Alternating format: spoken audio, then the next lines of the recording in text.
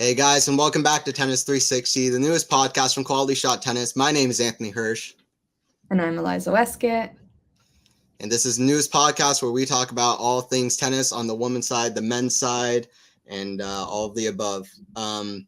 So we had a few tournaments going on this week, mostly 250s. We also want to talk about Guadalajara on the women's side that's coming up next week, as well as Laver Cup, which is coming up as well. But some of the 250s on the women's side this week happened, such as Osaka and San Diego. And then there's also, what else? Davis Cup, which just happened all across the board. And yeah, we could talk about Osaka.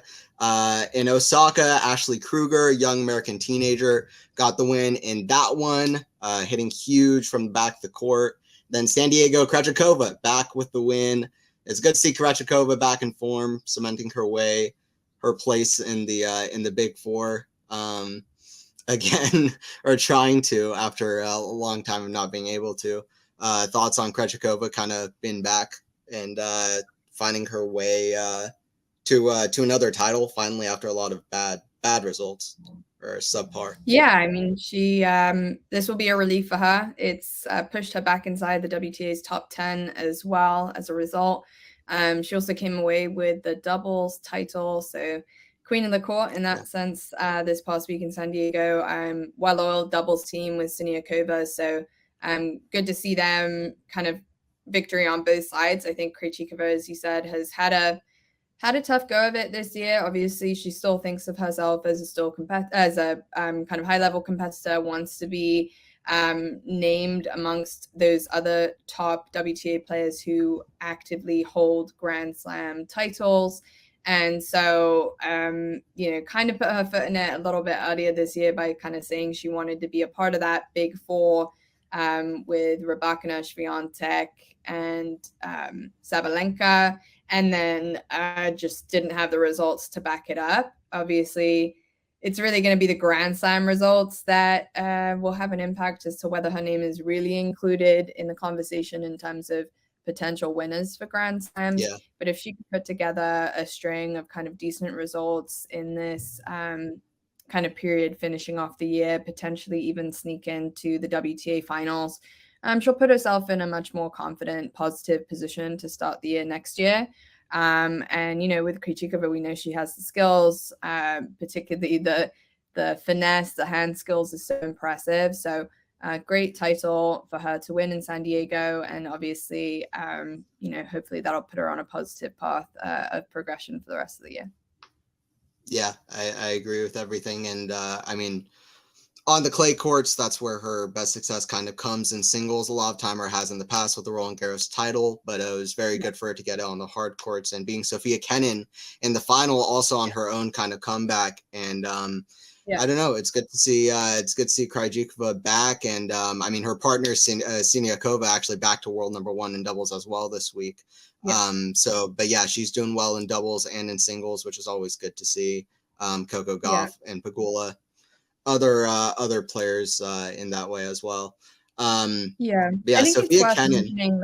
On Kenin's point, she's been really working hard to get back inside the top 100. I think with this run, she'll be knocking on the door of the top 50, if not back inside of it. So super important that she is a part of the mix again, being a Australian Grand Slam winner, and just really fell off after that title with injuries and kind of other things going on. She looked pretty visibly upset after that final, but hopefully that just shows her that she's there, she's within reach on players that are more consistent on the tour at the moment. And it was good, tight match that went 3 sets, and ultimately kind of small differences here and there, but great to see her making a good run and hopefully challenging for titles again next year. Yeah, I totally agree across the board. And I thought I was watching some of Osaka. Ashley Kruger, very, very impressive. I mean, she hits the shots from the back of the court, very, very big, 6'1" tall, young American player. And I mean, where her movement may lack as compared to some of our other players, very big off both forehand and backhand. I mean, some of her shots can still fall short if attacked, I saw this week, but I mean, she hits the ball super big, and I was very impressed to see that. So yeah, those are a few things going on in the 250s. If you want to touch upon anything else, or we can move on to Davis Cup. Yeah, let's chat Davis Cup. So Davis Cup, we got the final 8 in, and I think the big result of this week was America was down 0-3 to Finland, which is not a result that I think a lot of people would have expected. Not just because America has historically in Davis Cup done so well, but because America is such a big team, or America is doing so well across the board with their players this year. And they've only been getting stronger and stronger, the American team. So that was really surprising.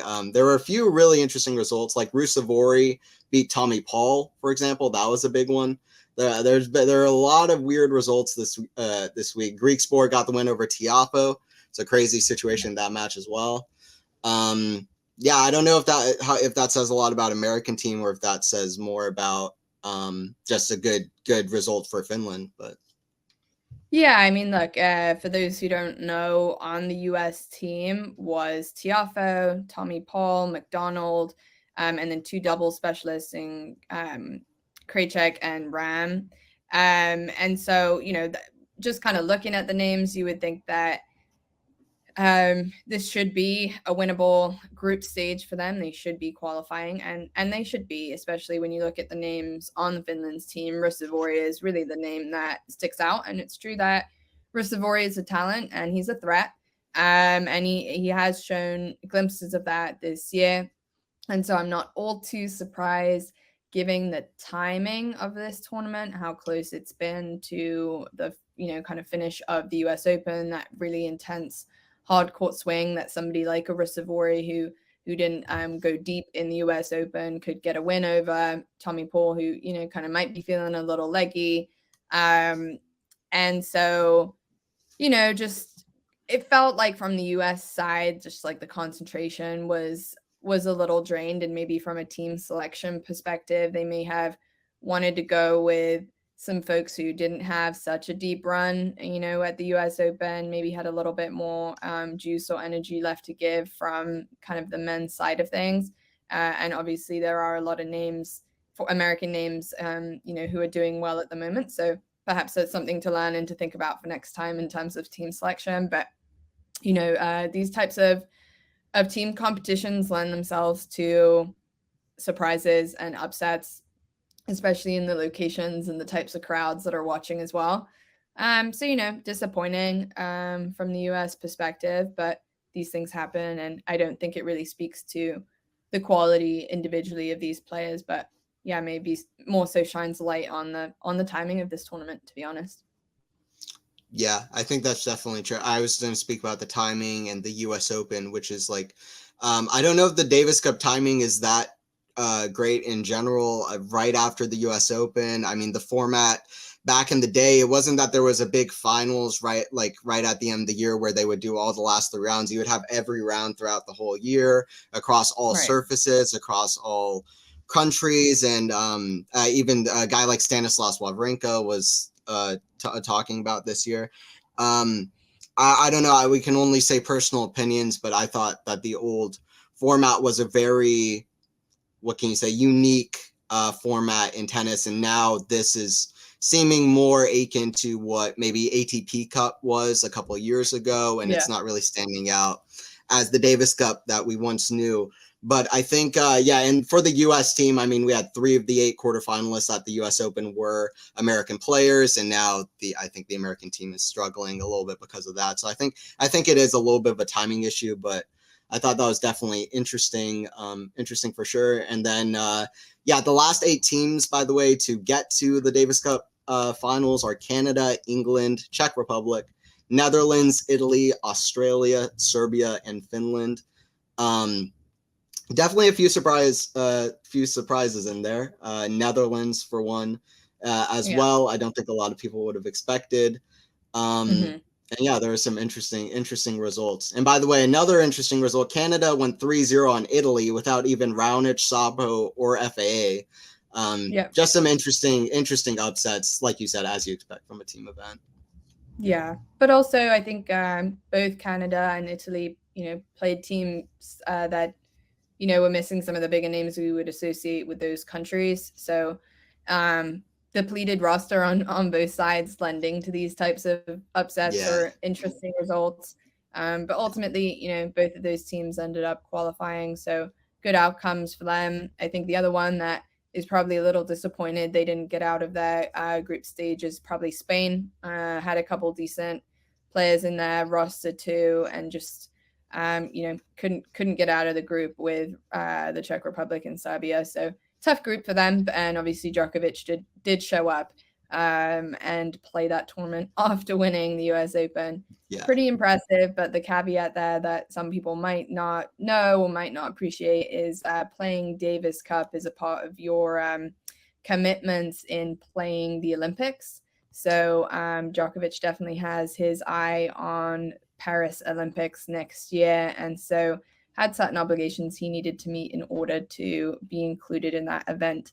And so some people are saying, oh, he's doing all this and all that for his country, and just 4 days after the US Open. I do think it's commendable, but just know the caveat also potentially has some self-fulfilling reasons as to why he participated this week. Yeah, that's interesting. To be completely honest, I didn't know about that for the Olympics, but it makes sense. I think that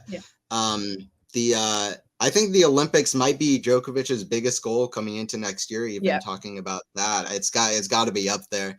I think I think that's a very big one for sure, because it might be his last time. The next time they play the Olympics, he's going to be 41 years old, and it depends a lot, I think, on Rafa next year if he shows up at RG. But either way, I mean, he's got to feel like a good favorite, because listen, he's a great player at Roland Garros as well. Nothing compared to Rafa, but he's an all-timer, and I think he's going to like his chances. Sure. And I think Djokovic, also touching on that real quick, a lot of you might have seen a video of Djokovic returning back to Serbia last week after the US Open and being welcomed by the basketball team who just won a title, and kind of receiving a lot of love from his home crowd. He was seen like collapsing, crying, and I think, as you mentioned, like the Olympics title is something he really wants to give to his Serbian Serbian supporters, and has fallen short there a couple of times in terms of getting an Olympic gold medal. And so I think he's definitely going to prioritize that next year. How he prioritizes it will be interesting, because obviously it's a very congested schedule between RG and the US Open, adding in the Olympics as well. So we'll see how that goes for him, but just worth noting that that's going to be a priority in 2024. Davis Cup finals will be going on in Malaga in November, so that'll be interesting to watch. But then for this week, Guadalajara started. So thoughts on Guadalajara? Yeah, potentially another poorly timed WTA 1000 event. A lot of withdrawals on this entry list. Only 2 of the women's top 10 players will be participating. That's Ons Jabeur and Maria Sakkari. So we are without Swiatek, Sabalenka, Pegula, Gauff, Rybakina, Muchova, Vondrousova, Kvitova, Kasatkina, and others on that list as well. So significant to see a 1000 event without so many of the top names. Some people have been criticizing the WTA for the place in the calendar that this event is going on, especially that Guadalajara has stepped in, not last year, but the year before, and helping with the WTA finals, hosting kind of 2 tournaments in a year, and it being an event that in general is really well attended. Fans that really do come out in good numbers. And so it's disappointing to have a Masters 1000 so close after a Grand Slam, especially when we had 2 back-to-back Masters right before the US Open. The schedule was so congested. It just feels like this was really kind of squished in unfairly. And but at the same time, it opens up the door and provides opportunities for other players. It's not a mandatory 1,000 event, hence why so many withdrawals have taken place. And so replacing some of those names is Sophia Kenin, Caroline Dollarhide, Jeannie Bouchard, Haley Baptiste, Diana Yastremska, Taylor Townsend. I think she's one to watch. She beat Tomljanovic yesterday. She's knocking on the door of the top 100. She's obviously inside the top 10 of the women's doubles. And at the US Open, really made it clear that she wants to be a name that's in contention in the singles as well. And a good run here in Guadalajara will get her inside the top 100, which will obviously make her entry list into some of the Grand Slams next year a lot easier. So hopefully she can push on from here. She's a name that I think is really good for the women's side, brings a different energy to her tennis and a kind of unique approach. Obviously, really kind of skilled doubles player as well. So great to see her advance on that entry list and get to the next round. So, a number of good matches coming up this week. It will be interesting to see if Jabeur can take advantage of the opportunity to bring home a Masters title. She really needs the points. She needed the points. She played in San Diego, could have, had a good shot at the title there and gotten enough points needed to qualify for the WTA finals. She didn't. So she's going to need to work hard here in Guadalajara to make sure that she's on that entry list for the WTA finals this year. And given that she's kind of had a tough run of results, been a little bit under the weather, I would really like to see her perform well here. She has a great draw and should be doing well, but at the same time, you never know. Some of these names are very fresh, coming off the back of, kind of decent runs here and there in smaller tournaments. So fresh legs versus someone who's kind of had a tough go of it over the last couple of months. Same thing with Maria Sakkari, also had a tough go of it last couple of months. So I wouldn't really be surprised to see her fall early either. Yeah. And that's kind of what I was thinking about, was that the two players in the top 10 right now that you mentioned are Ons Jabeur and Maria Sakkari. And that those players, Ons Jabeur just lost to Potapova in San Diego. And it's been like, that's neither of the Sakkari, we know the run she's been on. She lost a tight one to Emily Navarro in where was it? In San Diego as well. So I think that those players are really just on the run. Sakkari's only great real event was in Washington. Just making a lot of errors, mentally folding in the tight matches, just not playing the way she wants to be playing. So it's going to be interesting. It could be a player outside the top 10 who really finds a way through the tournament. Maybe somebody a la Madison Keys, who did really well at the US Open, for example, could be a player to watch, I think. How big she was hitting. She nearly reached the final of the US Open, lost a tight one to Sabalenka. I think those are interesting. But the withdrawal list is basically you could easily mistake the withdrawal list for the top 10 in the world. It's crazy. The withdrawal list is that's really crazy. I think it's nuts to see so many players go out of the tournament. And I don't know. I think it does open the doors, but it is disappointing. And I think it says something about tennis scheduling and the scheduling of the tennis season in general, which could be a bit better for sure and better thought out for the players. And then it goes two ways, because if it's better for the players, it's better for the fans as well. I think fans want the players in, but I feel like there's not enough thought going into the players when the tour thinks about the scheduling. I think that needs to be thought of in a better way to think about to give more thought to the players and their rest times, and just to make the tennis season more cohesive as a whole. I think that's an issue. Yeah, absolutely. Especially around these top events, the 1000s outside the Grand Slams really should be the key events where you want to generate a lot of attention. You want high quality level of tennis and players participating. And obviously we have a system of some of these masters being mandatory and some not. But you would think the ones that aren't mandatory, you might want to place around a better schedule to make them more attainable for some of the top players. And then I think both on the WTA and ATP side, there really needs to be some more thinking done as to, why that middle kind of period of the calendar is so congested. To me, it doesn't make sense why there's such a big gap between the AO and the French Open, and then all of a sudden between French, Wimbledon, and the US Open, it's all within 3-4 months, and we've got multiple Masters titles and multiple kind of other events that are going alongside it. And then you chuck in an Olympic year as well, and things just get crazy. And one is very concerned both from a health perspective of the players, but also from a quality of tennis perspective. At the end of the day, we want to see the best tennis we can see. When players are tired and exhausted, fans don't get to see that. So I think there really needs to be a rethink as to, why we have things scheduled the way that we do, and try to optimize from the perspective of giving the best outcome, both from a fan and player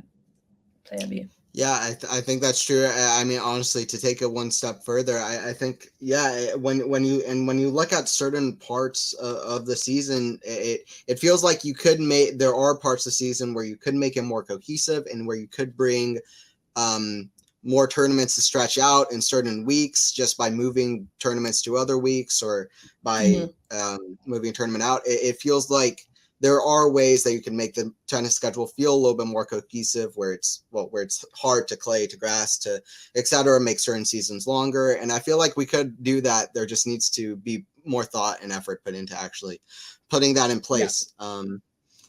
But yeah, the withdrawal list is crazy. I mean, no Swiatek, no Sabalenka, no Gauff, who's on a crazy run right now. That might be good for Coco, because Coco has been probably tired because of how much tennis she's played, I would think. But the withdrawals make sense given how much tennis these women have been playing, and we don't see a men's Masters right now happening, and if we did, I think we would see a similar withdrawal list. So I think something really to learn from the WTA side, a lot to learn from the WTA side this year, again with a disappointing rescheduling of the WTA finals in Cancun that happened last minute. So yeah, hopefully things will look better next year. That's what they always say, but actions speak louder than words. So let's see. Yeah, for sure. But Guadalajara, hopefully we get some good matches. Hopefully we get some surprising results. And then let's go to power rankings for the few results that we had this year. All right, guys, and now for the power rankings, weekly power rankings that we do here. So for this week, like I said, we had a few 250s. We had Davis Cup, but we do have a few things changed around. For me, I didn't do a lot of changes. I actually didn't do any changes on the women's side. But for the men's side, I had Tommy Paul go down, and I had De Minaur come in front of him, but because Tommy Paul lost a couple of matches he should not be losing at Davis Cup.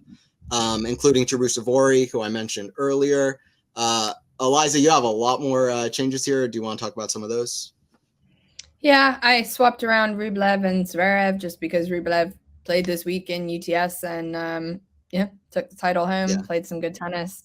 So gave him the benefit of the doubt of swinging him in front of Zverev for now.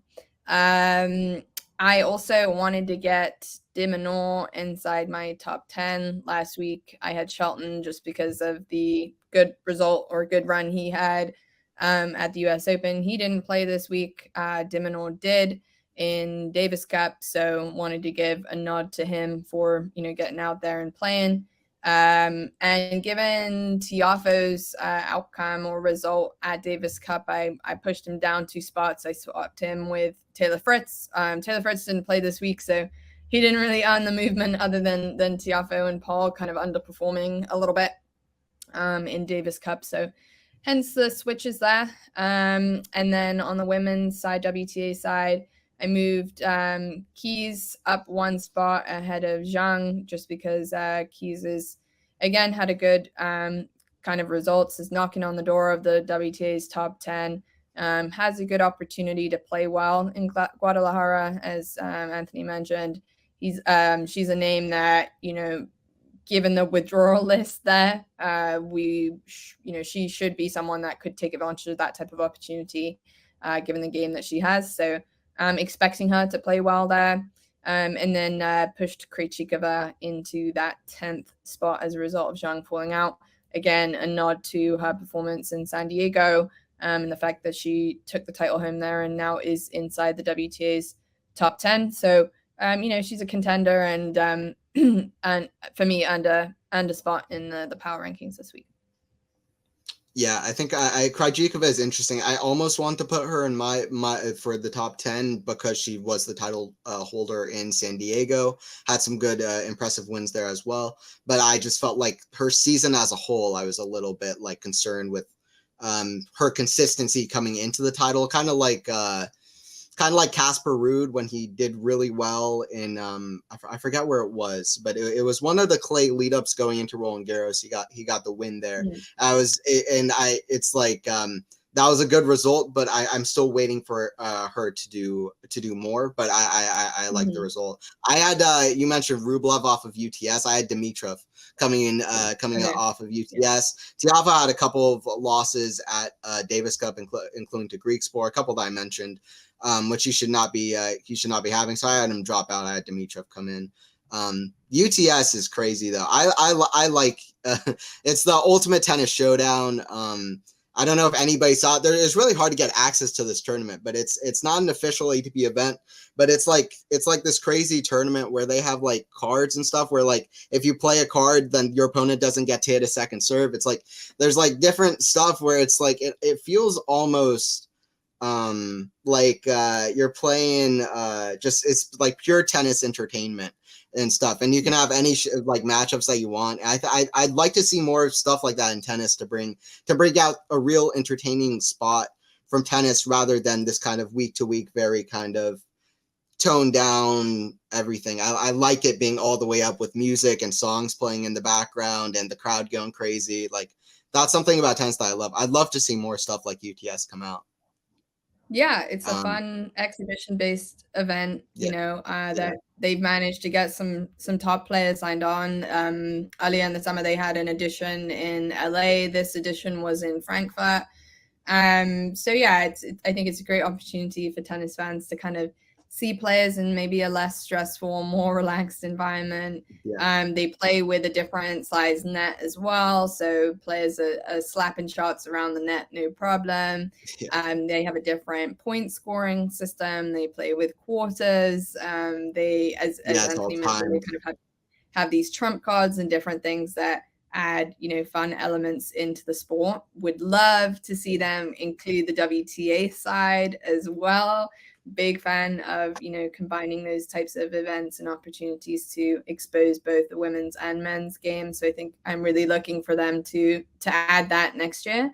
But, I think it's, again, opportunities to see tennis and spread tennis to potentially a wider audience without there kind of being points and, things on the line makes players a little bit, more relaxed, more approachable, sometimes more fun to watch because they take more risks and kind of play the way that they, maybe wouldn't play in a tournament where there's money and points on the line. So great to see another, kind of addition to the sport. I think we see tiebreak tens as well that happens around different tournaments. So it's definitely good fun. Yeah. And I think, it was really UTS started out of pandemic boredom in 2020. It was Patrick Muratoglu and also Alexei Papirin's father who started the tournament during the pandemic. This year it's really picked up. This was the 6th edition of the tournament. I just really enjoy seeing it. I hope that more stuff like this comes across, whether it's out of just pure pandemic boredom or whatever else. But I'd love to see more tennis stuff that's just kind of for fun and just like, because you want like maybe just like a fun kind of exhibition tournament where we see all the matchups we want to see, like Alcaraz versus Sinner part 3, and they like play like this kind of fun exhibition but kind of UTS style, like stuff like that, like what is I think very would be very fun to see in the tennis format. But yeah, that's it for kind of the power rankings this week. Next week after Guadalajara, I'm sure probably more things will change. But that was it for the power rankings segment of it. Awesome. And then next week we got stuff. What do we have? We got Laver Cup.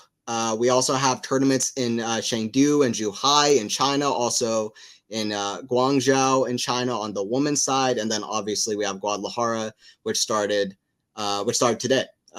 So Laver Cup should be interesting. Holger Rune pulled out of Laver Cup, and he was replaced by Davidovich Fokina.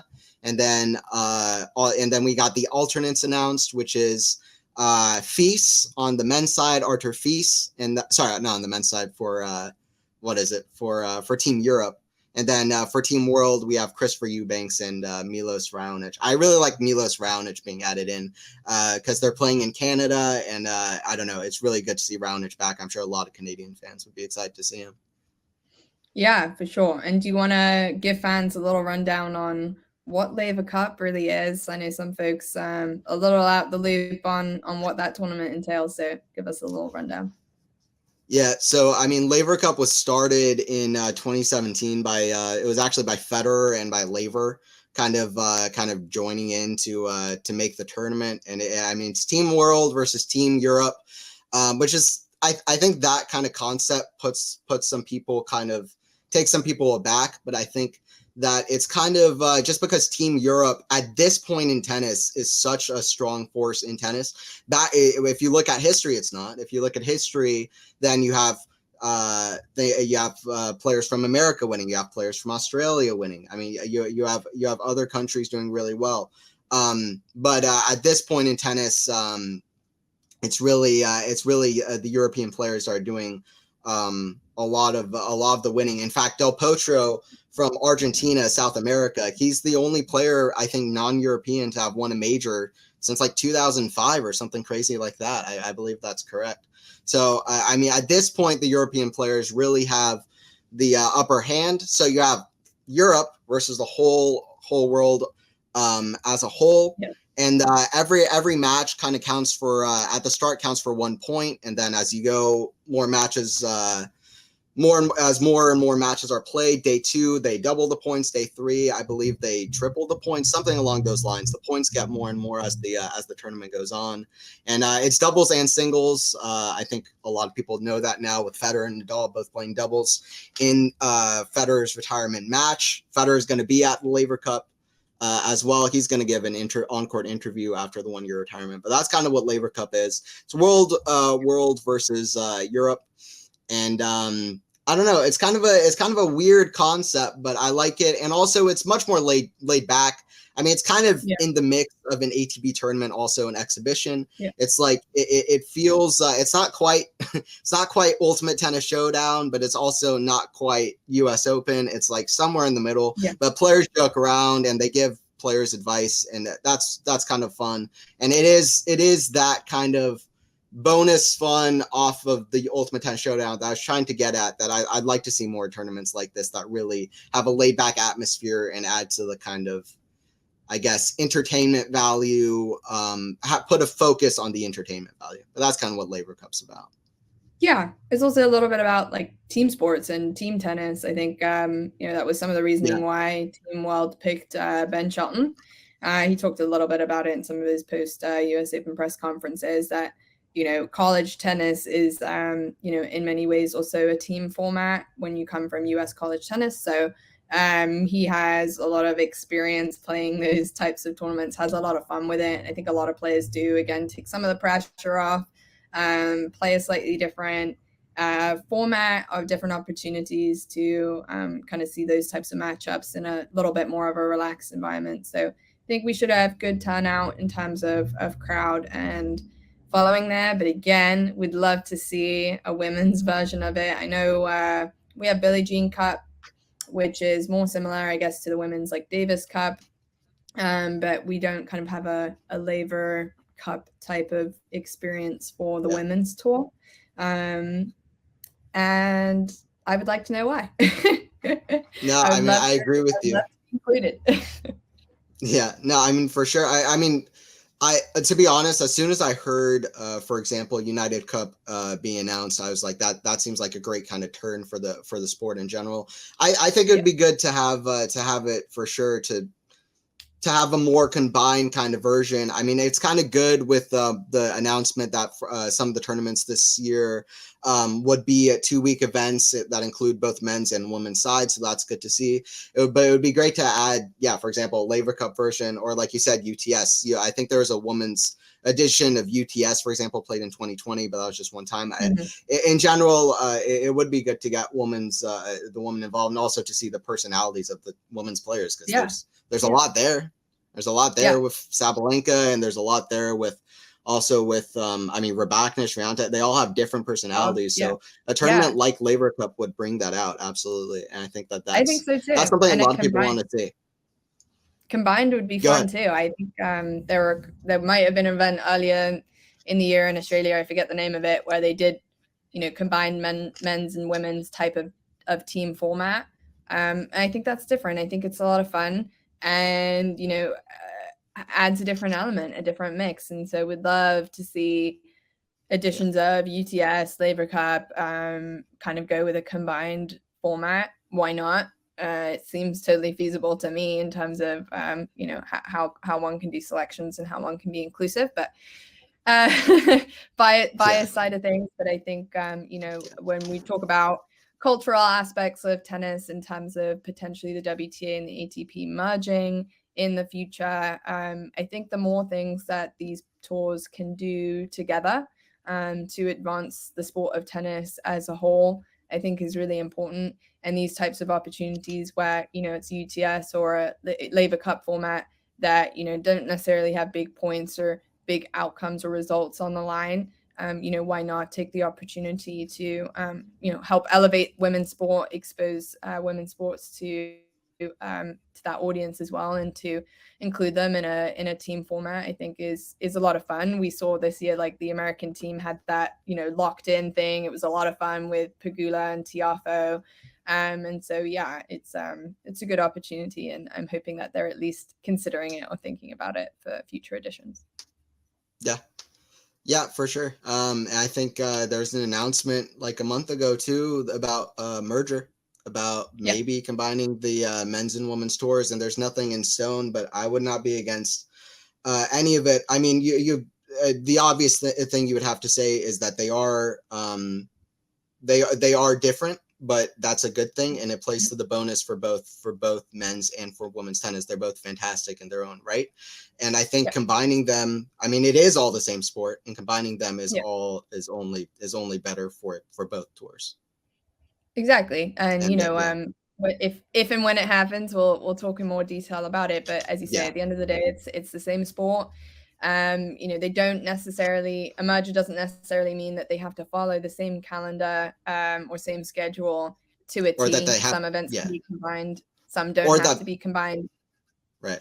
But I think the combined efforts in terms of commercial rights, making sure that, the tournaments that are combined, women are receiving equal pay, which isn't the case at all of these combined events, making sure that, there's equal media rights, TV opportunities, exposure for the women's side. By bundling the two tours together, it just seems so much easier to sell tennis as a product or as a package. And, to me, there's no reason for these two tours to be separated. They play at the biggest events at the same time. And so why not, combine the intelligence, combine the effort, and, make sure that from a perspective of everybody wants to see the tennis world grow. To me, that merger is timely and makes sense. So let's see how that story develops. Yeah, and it makes sense to me too. And we will, and if that does happen, we'll definitely be talking about that for sure when it happens. I think we'd both be excited to see it. And then Laver Cup. I mean, also Monfils is playing Laver Cup. I mean, there's a lot of who else is playing? I think Tsitsipas is playing. There's some top players in there as well, so that should be an exciting tournament. The tennis is back in China, in Chengdu and Zhuhai, Shanghai around the corner as well, which should be interesting as well. And then. Let's get to the culture section of the podcast. So I think let's talk a little bit again about the Simona Halep ban. Obviously, that came in last Monday, so we talked about it briefly but the ITIA did release the full, I think, nearly 100-page report that if you are somebody who wants to know the ins and outs, I recommend skimming it. They do kind of outline in detail the decision-making that they went through. I think the ITIA even tried to push for a 6-year suspension for Simona. Some very interesting points in there and kind of disagreements between how the different investigators and scientists tested for this roxadustat contamination that Simona has. And, I think it's really interesting, again, from a culture perspective, to see how many coaches and kind of, players on the periphery have weighed in support of Simona still, despite her being found guilty. Usually in sports, once somebody kind of has such damning outcome as this one is, the support tends to quieten down. But there are so many names that have come out and kind of said, like, look, we just, this isn't who we thought Simona kind of is. This isn't my experience with her. And I think there's layers to this story, in terms of Patrick Mouratoglou, his relationship with Simona, the timing of that coaching change that took place, the changes in supplements she was taking. And, if I'm honest, there's been rumor mills from kind of inside the tennis world as to, really what Patrick is up to, the academy that he's running, other players he's been connected with that have kind of been, I guess, like on the radar from a slightly suspicious perspective. And obviously, in the past, like his relationship with Serena, him and Serena now not talking or not being on good terms. So I think, like, in general, some sort of question marks around that coming up as well. Simona has said that she is going to go to the next level of appeals here, which is going to be her final opportunity to clear her name. I don't anticipate a quick outcome in that case either. I think it could really be another year until this whole thing is put to bed, at least another 6 months for her to kind of go through this final appeals process. And to be honest with you, I'm not feeling optimistic about an outcome. And if it's true, it's true. And, we don't want excuses in the sport. And that's what these governing bodies are here for. So really interesting to see how that's, unwound. And it was also funny to see Serena get in on the conversation last week. And it kind of suggests that the doping went back even further, back to 2019 when they played that Wimbledon final. And so, a lot of mixed opinions as to if she was doping in 2022, how long was she doping for? And so, questions rightly coming up from players that faced Simona in later stages of these types of events. So interesting story. Definitely ruffled a lot of feathers this past week, and we'll be keeping an eye on it to see where she gets to with her appeal. Yeah. I mean, I think it's always hard to know when you're kind of on the out of it, which I kind of feel like all of us are on. I mean, like the outside of kind of the story and really listening in. But I think, talking about it, every just looking at the statements and how she acts, obviously she's acting in a nature that seems very genuine, that seems very down to earth, in my opinion. But I think that you just don't know until you're inside of it. And there's other people who say the evidence is too damning against her. And I think that it's just hard to know really from the outside. But she's such a great player that from a tennis standpoint, you want to see her back playing, but also you want to make sure that everything is being done in the fairest way possible. But yeah, so there's really nothing to say because we don't have all of the information. But I think that hopefully the most truth that we can get out of the situation comes out, and that we can have her appeal and figure everything out. And that Serena tweet was kind of hilarious. What did she say? Yeah. What was it? Something number 8? What was 8 it? is a better number, because she was 8 going is for a better number. Title. Yeah, and that's Serena hilarious. famously only made 3 unforced errors in that final. She'd also never beaten Serena at a Grand Slam before. I think the head-to-head was like 9-1 or 8-1 going into that final. So, I guess like with an outcome like that, with a positive drug test, one might look back and think, how far back really does it go? I do think one has to be careful a little bit about making those assumptions as well, given that the ITA charges were not backdating that far. But then again, there's also the argument of testing gets better over time, and so we don't know what we didn't know back then, and who knows if it was an ongoing thing. So, it's interesting because she's definitely one of the most like high profile names we've had since Sharapova with her incident, but obviously Sharapova kind of slightly different circumstances, was taking a medication that wasn't on the banned list, and all of a sudden it was, and she didn't check the list. So the intentionality felt a little bit different. And obviously the biggest kind of outcome here from the ITA saying that, Simona may not have known, but there was intentionality behind her testing positive for this drug, which is ultimately, why she got such a harsh sentence. I did think Gil Gross had an interesting tweet last week about this, where he talked about the different lengths of bans that players would receive for a first-time offense in other sports. And it is significantly different. Yeah. Like you look at the NFL or the NBA, and it's like a third of the season's games, or as short as a 4-game ban in the NFL. So obviously, there's different thoughts towards doping and performance enhancing drugs across the different sports. And I don't, for example, like when I think back to when I was younger and like the whole Lance Armstrong incident, my opinion there was banned for life. And, and then things progress over time as you see all sorts of different names and situations crop up. But it is worth noting that tennis is one of the harshest sports when it comes to, suspensions as a result of anything performance enhancement related. And, it's just an ethical question as to what one thinks is really the fair outcome here as a first-time offender as she is. But the 4-year ban was handed down, and let's see if she serves it.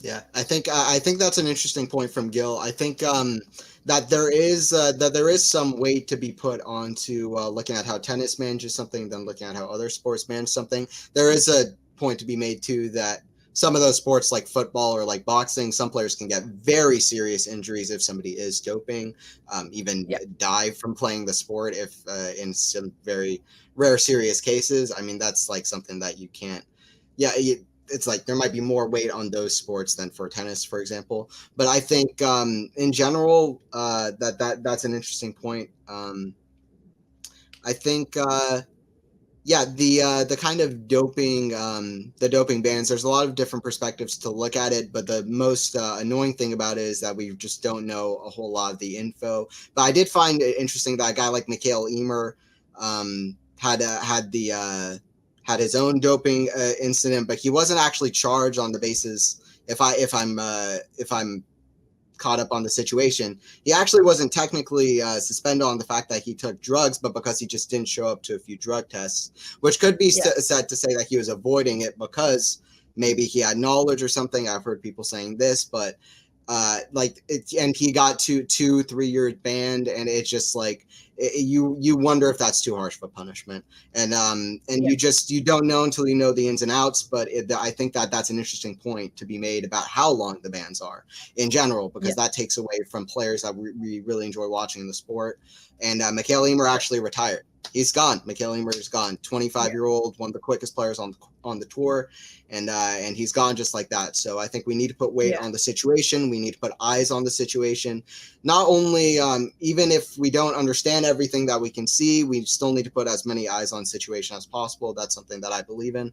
And I think I think that's an interesting thing. I hope it gets. I hope that we figure out exactly what's going on with that situation with Halep. And last couple points on that. I think like the comparison that they said was kind of most from an individual sport perspective, UFC, obviously that being a sport where if you are caught doping and you're competing in a cage, as you mentioned, like serious life-threatening injuries could come as a result of that. First time offense, 2-year ban. So, again, like really different approach, half the amount of time. And with the Yima situation, he was banned for 18 months for missing 3 drug tests in a year. For those of you who don't know, the drug testing process from the tennis perspective is pretty challenging. You have to update your whereabouts within a certain hour period every single day in an app, letting them know where you're going to be during that time period. If you are selected for testing, that you would be there and be able to be tested. And it's not necessarily easy when you think about how often they're traveling, changing locations, changing time zones, how 2 or 3 times in a year, how you could mess that up, by accident, forgetting to update. Like, there's so many situations, even what I think of myself, like, oh shoot, like I missed this appointment, or I could see it being a challenge for some players more than others, depending on the resources, teams, management they have who are helping them out with these types of things. And the Yima situation is definitely going to be interesting to see what happens. He says he's retired. Some people have said that that's his way of getting around some of the rules per se. So as a professional tennis player, if you're banned, that means he's not allowed to even practice with other top level players. He's not allowed to be in certain training facilities and have access to these types of things. So as a retired player or somebody who's quit, those rules don't apply.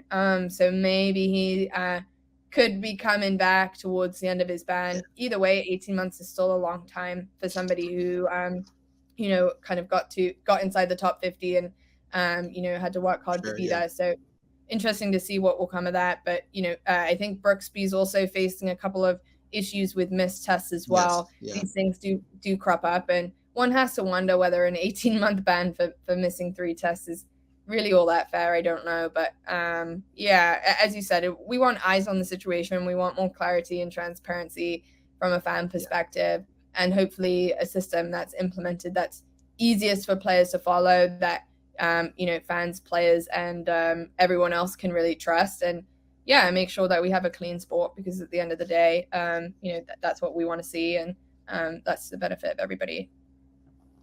Yeah, I agree with everything you said, and we definitely do want more eyes on everything going on, because even though we might not know all the information that we don't have, even though we don't have all the information, the more eyes we can get on it, the more people we can say, okay, give us more information. We want more on the ins and outs. We don't think this is right, et cetera, et cetera. There might be more pressure applied, which might get more answers, and that's, I think, is good for all of us down the road. And then last thing for culture. All right, go ahead. Sorry. And I think it's another reason why the Players Tennis Association, the PTA, why that's such an important organization that's being formed right now. So it's, in most other sports, we have councils of players, or basically unions, that advocate for players' rights, on behalf or in the interest of the players. Like we saw recently with the NBA, that the players petitioned for, exemption if you live in a state where marijuana is legal, why they are not allowed to, use marijuana for whatever reason that they might want to, because it's not seen as a performance enhancing drug. So as a result of that players union, they were able to successfully, take marijuana off of that banned substance list if you're in that location. And so the PTA is going to be a really important organization that represents the players' health concerns. We talked about scheduling earlier. Right now, we just don't have many voices from the players represented in a unified way. And because our tours aren't merged, like concerns or questions over, scheduling, doping rules, how like these types of cases are handled is really individualized. And so I think it's important to see a players union come together and hopefully amass more influence over time. Yeah, I think so. And I think, listen, people talk about, for example, the PTPA with Novak Djokovic. I think, him doing that, he's not number 500 in the world. He's not struggling for money. He's talking about it because he's been there. He's been there at the bottom. He's at the top now. He's been there. And he's saying, listen, there are players struggling, because he knows, he sees what's going on. He's playing against some of those players.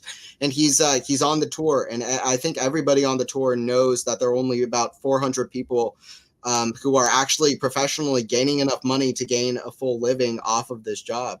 And there's there's people who are at the bottom of the rankings who are just really kind of struggling with that. And I think that's something that there needs to be more focus on, to give people the right finances, to give people the right resources. Obviously, the biggest spectacle is $3.2 million for the person who wins the U.S. Open, but nobody's talking about the person who loses in the first round and can barely get enough money to pay for the trip there and back. It's like there's really just not. The resources are not split, and anybody looking at it in a realistic way just should be able to understand that. And I think the PTBA is good for a lot of things. I mean, listen, I'm not a player on the ATP tour, am I? But I'm a fan, and I think I want to see more players getting the kind of justice they need to make the sport better as a whole. Yeah, and it's not just business interests that get represented; it's the players' interests and the perspective of both current and retired players. Across all sorts of different levels, and really outside the top 100, it's hard to make a living from the sport. So great to see developments happening there. And then finally on our culture list, which I thought was just an interesting one to drop in here, Leylah Fernandez. She's a Lululemon sponsored athlete. Obviously Lulu doesn't make their own shoes, so she was had a contract with On. She was wearing the Roger Pro shoe over the past couple of tournaments, and Tony from Balanced Tennis, one of my good friends, spotted this at the San Diego Open, but she apparently made the switch of shoes while playing doubles at the US Open. So she is dropped On running now, and she is wearing a non-sponsored basketball shoe, more specifically the Puma Stewie 2 in the water colorway. And there's been comparisons in terms of shoe builds between the two sports, obviously basketball and tennis, in some aspects both being played on that type of hard court surface, a lot of changes of direction, lateral and up and down movement going on. So why couldn't you wear a basketball shoe on a tennis court? Don't see too many arguments against it when one really thinks about it. So potentially, again, an opportunity for culture link up here. We're seeing more and more basketball players turning up to tennis events. We've seen that funny relationship between Jimmy Butler and Carlos Alcaraz. Obviously, Jimmy turning up to half of the US Open as well, which was funny in its own right. But I think the sport of basketball kind of appreciates tennis a little bit more now.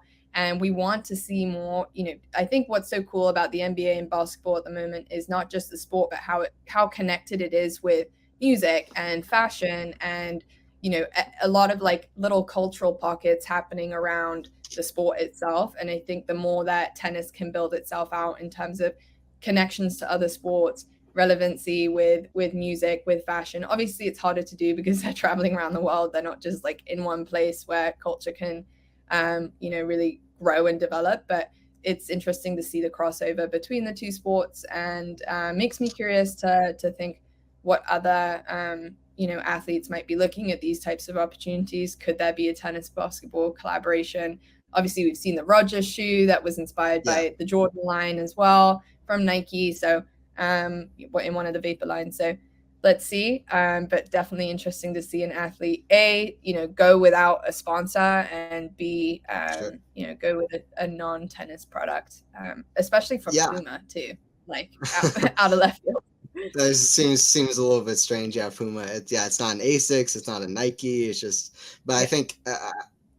Listen, I mean, I think it's cool. I mean, Jannik Sinner walking out with a Gucci bag at Wimbledon, and it's just like kind of brings eyes to like the kind of these kind of companies and getting more eyes to the sport. I mean, I'm all about more eyes to the sport, and how we do that is we get more sports involved. I mean, it's like tennis stands out as a sport. Obviously, it's not like It's not like American football where there's a lot of players on the field, like all at once doing kind of playing this crazy game where there's people running into each other. It's like tennis stands out as this game. Yeah, if you turn it on for a minute, it might not be as exciting. I think I've mentioned this before as well, but you have to look under the surface as to what makes it so difficult, what makes it so exciting, what makes it so invigorating to why somebody would want to watch it for 5 hours, and what makes it so difficult. But I think that players of other sports, they respect what tennis players have to bring. I mean, you see more and more people, like we saw the photo with Leonardo Messi and Novak Djokovic taking the photo together. And yeah, some people are like kind of hesitant, like, oh, well, I mean, I don't know, is like when people say Novak Djokovic is one of the best athletes ever, I think some people have hesitancy towards that. But I think if you see how his physical game style, how he's played match in, match out, week in, week out, almost every day, practicing every day to the fullest extent with his physical game style, playing now to 36 years old, dominating the way he has, winning, barely losing matches at times, all the way to now winning, almost being so dominant at the Grand Slams, reaching in half the Grand Slams he's played, he's reached the final. I mean, it's this kind of dominance that Djokovic has had that I think is absolutely mind-blowing to anybody who's looking at it in a realistic way. There's spectacle and then there's realism. Tennis falls on the side of realism, in which that it realistically is one of the most difficult, one of the most exciting sports around. And it's good when we get sports like basketball, which is one, very difficult, but also has that spectacle to it. And we have basketball fans coming in and showing love to tennis because we want as many eyes on tennis as possible. And that's amazing that a guy like Jimmy Butler showed up to all the games and has a friendship with Carlos Alcaraz. And I think we're going to keep seeing that because Carlos Alcaraz is only 20 years old. So I think it's going to be great to see. Absolutely. Nice job running it off. Yeah, for sure. All right. We've been Tennis 360. My name's Anthony Hirsch. And I'm Eliza Wastcoat. And we'll see you guys next week. Don't forget to like the video. Don't forget to subscribe. We'll have more Tennis 360. We'll have more live streams as well with David, Faison, the whole team. And I'll see you guys next week. We'll see you guys next week. Bye.